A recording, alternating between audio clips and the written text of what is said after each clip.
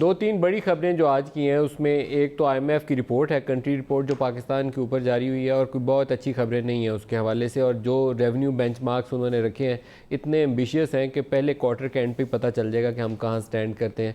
Exports के हवाले से जो उनकी प्रोजेक्शन है अगले 3 साल की, वो भी काफ़ी डिसमल किस्म की परफॉर्मेंस नज़र आती है कि 24.8 से बढ़ के हम 26.8 तक मैक्सिमम जो उन्होंने फोरकास्ट किया कि यहाँ तक जा सकते हैं।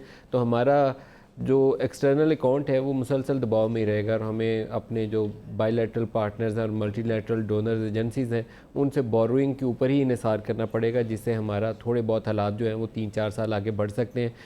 इन्वेस्टमेंट जब तक मुल्क की मामलात बेहतर ना हो उसकी भी ज़्यादा बड़ी तवक्को रखनी नहीं चाहिए। और मुल्क की फ़िज़ा ऐसी है, सियासी फ़िज़ा, कि उसके अंदर इस्तेहकाम और फॉरेन इन्वेस्टमेंट की उम्मीदें थोड़ी सी कम ही नज़र आती हैं।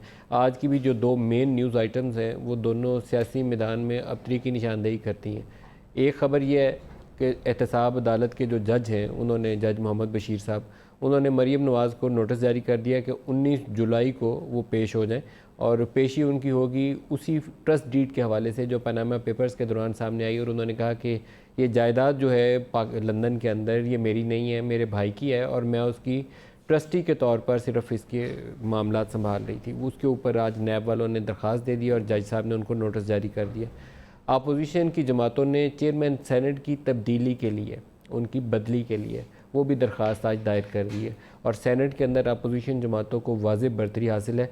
अनलेस के पाकिस्तान तहरीक इंसाफ आधी अपोजिशन सैनिटर्स को लोटा ना बना दे या रातों रात कोई बड़ी जमात जो है उसके अंदर कुछ ऐसी दरार न पड़ जाए, अपोजिशन बड़े अच्छे पैमाने पर बड़ी आसानी के साथ इस तब्दीली के अमल को आगे बढ़ा सकती है, क्योंकि वहाँ हुकूमत के पास ऐसी अक्सरियत मौजूद नहीं है। हुक्मरान जमात के तो बहुत ही कम सैनिटर्स हैं।